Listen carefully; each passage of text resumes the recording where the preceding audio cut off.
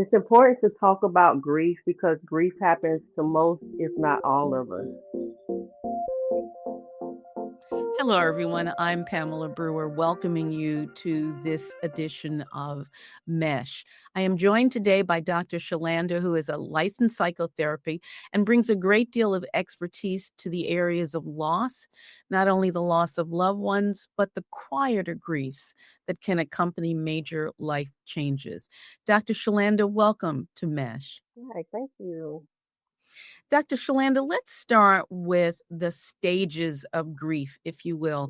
A lot of times people say there are stages. I'm in stage X, I'm in stage Y. Okay, now I'm done. Are there Mm. stages? And there can be stages. It Grief is actually something that is, while it is universal, it's also very individualistic. Mhm. So people can go through stages, with the denial, the acceptance, that sort of thing. However, it's different for everyone. And it also depends largely on what we call your mediator of mourning. And what this means is it depends on who the person or thing was to you and how you experience the loss and how this item or person was lost. One of the things that your response brings up for me when you talk about the fact that grief is really individualized, I think about folks who are working, full time 9 to 5 jobs, and maybe they get 2 weeks when they've lost a spouse or a child, and no weeks if they've lost a pet that's been very dear to them, or a cousin or a best friend. Can you speak to that? I mean, this notion of you got this amount of time to grieve and then that's it, you're done. Speak to that if you would. Yeah, unfortunately, we're all put in a box. Just like if a mother has a baby, then she's given 6 weeks maternity leave. And we finally started letting fathers have leave as well after the birth of a child. So when we shift that over to grief with everyone in a box of recovery, you can call it a recovery box, it is not going to look the same, obviously, because I've had people come to me for therapy for losing a pet and they cry as though it was a person because there was still a living being that was very important to them. Right. Now, what happens is when they are, in a sense, forced to limit the time of grief, then they experience more stress. And this stress starts showing up when they come back to work and they are irritable and snappy with their coworkers or clients. So, one of the things that employers will often think, I believe, is that depending on how long the person is out of the office, it really interferes with overall productivity. But what you're saying is that coming back too soon, that might be the thing that interferes with overall productivity, not their physical absence from the job. Right, exactly. Because if they come back to work and they're not giving, let's say, grief counseling at work or allowed to take breaks during work because let's say they have a high stress job, even that they still need to be able to take breaks so that their mind can decompress from the stress. Mm, So productivity levels will still be low or lower than gotcha. expected. Gotcha. Yeah. Hmm. Let me ask you about couples grieving. And I want to talk to you about something that it is just impossible for anybody to really wrap their brains around, even if they've experienced it. When a couple loses a child, for whatever reason, it's not, at least in my experience, it's not that unusual for one of them to want to talk about it all the time and one of them to want to talk about it never. How, what do you say to couples who are in that kind of space? Well, part of grieving, and one thing that I do have people do when they are grieving, whether they're crying or not, I always tell people that you have to let it out because what happens is, let's imagine a cup and you're stuffing your emotions, and that stuffing is going to get overwhelming. So the stuffing of emotions is going into your body. Mm, And as you continue to stuff into your body, what happens somatically, the body starts experiencing pain because the body, that's how it talks to us, is through pain, back aches, neck aches, Mm-hmm. heartache, cholesterol goes up, that sort of thing. It's not all just diet related. So you're saying that for that person who was choosing to not talk about the grief, this person, this relationship, it's over, it's done, I'm sad, I want to keep it moving, I don't want to talk about it. That person might actually experience physical ailments as well as the emotional piece that they're actually making worse, I would suggest, by not allowing themselves to talk about it. Exactly, exactly. And people, again, process grief differently. Again, remember, it's very individualistic. So if I may share that my husband and I experienced the loss of a child through miscarriage. And while we didn't give birth, it was still very personal to me because we had the ultrasound. I could see and feel the baby. And for me, I needed to talk about it. My husband, he did not want to talk about it. So that was hard on me to not be able to express to the father of my child how I was feeling. And guess what happened? When we both came together and had just one conversation about the loss and how he felt, we both began to show healing. So talking about it was good for both of us. So you didn't need to talk about it for days and weeks and months and years on end, but you did need to talk about it. Exactly, exactly. How Mhm. how were you able to, I don't know if this is fair or unfair question, but I'm wondering how you were able to access your husband's willingness to talk about it, or was that something that he did Mhm. on his own?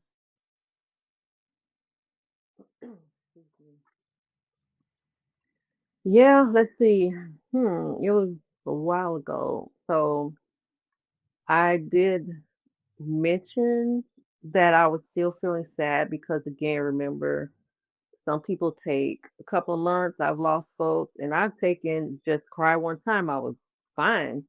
But with this particular loss, I was crying for a couple of years.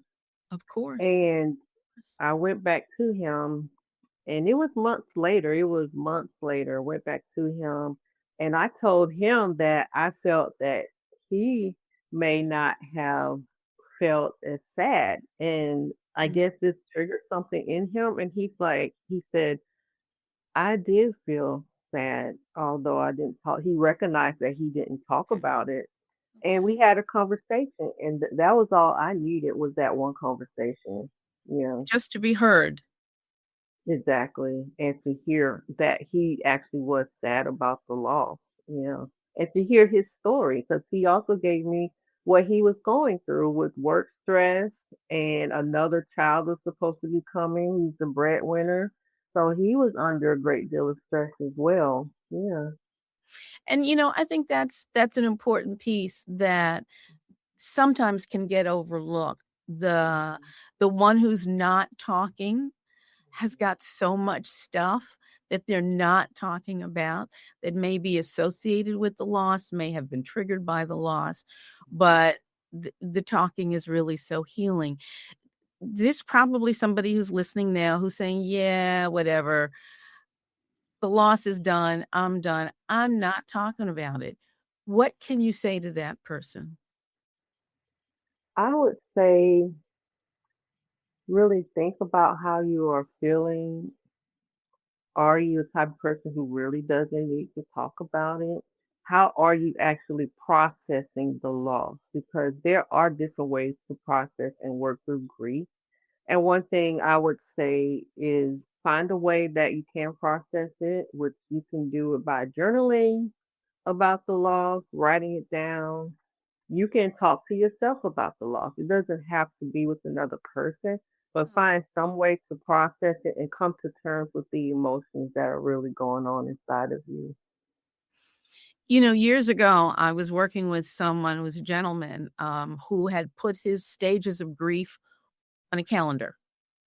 So he Hmm. gave himself week 1 to do this and week 2 to do that. And for him, that was useful. He wasn't talking to anybody other than himself, but at least he was paying attention to himself and trying to give himself from some time to really work through it.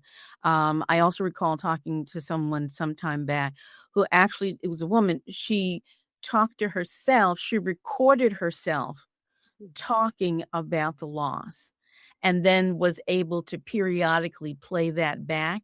And over time, that was really healing for her. She was in a relationship with a non-talker, and I can't tell you that did wonders for the relationship, but it did wonders for her own sense of healing. Yeah, awesome. So basically, instead of a paper journal, she had an oral journal. Absolutely. Yeah, Absolutely. brilliant. Yeah, I have never heard that. That is brilliant. Yeah, whatever you need to do to get those emotions out, by all means, do it. Let it go. Hmm. What can you say to the person who wants to talk, but who has the experience of the partner not wanting to talk?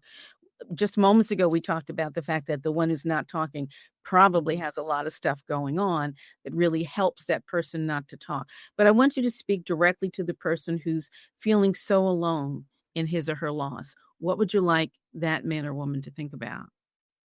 Yeah, if you are feeling alone in your loss, I would say look at your social support system.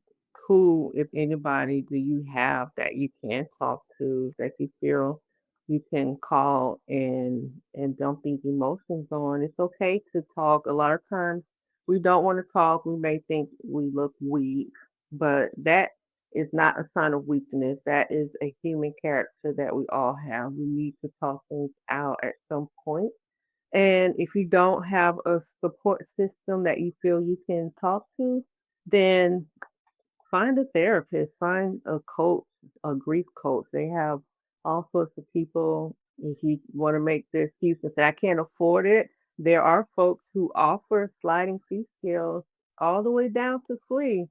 Just reach out, look for someone to talk to, go ahead, so you can process and go ahead on your journey to healing.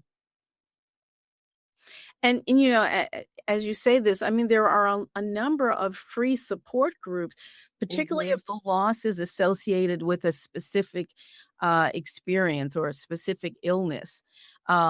There's probably a support group, and you're right, they're free, that can really be an important resource for the person who's grieving. Yes. One group that I know of specifically is the Grief Share group, and they have volunteers who lead those groups.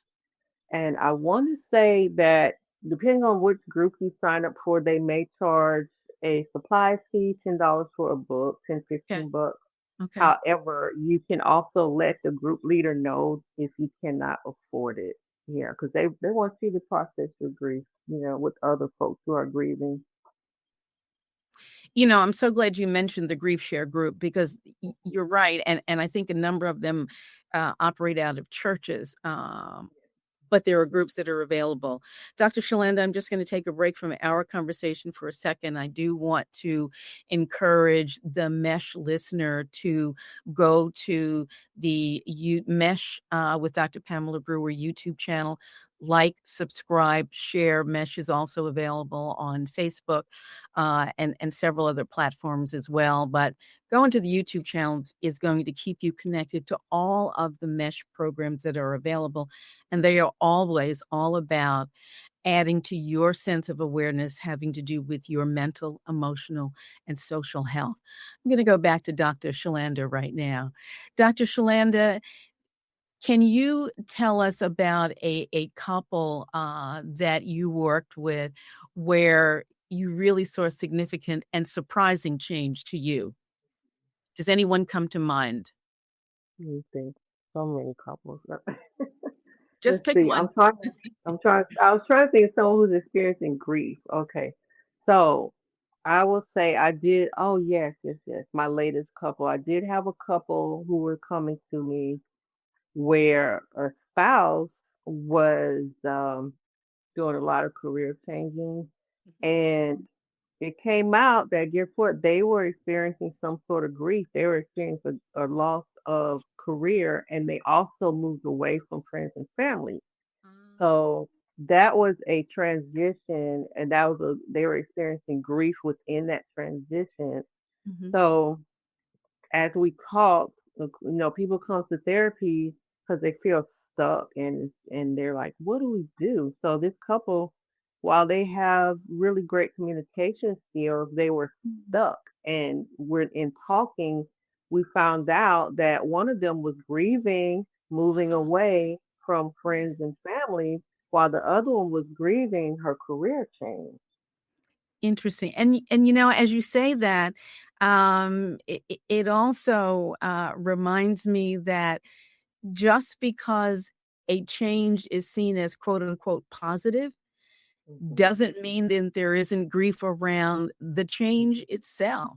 You know, you, mhm, I- even I think about people who, having never been one of them, but I'm certainly open, who go from having nothing to winning the lottery, and how simple it is to go through that money like lightning, in part out of the grief that is associated with I don't know this new life.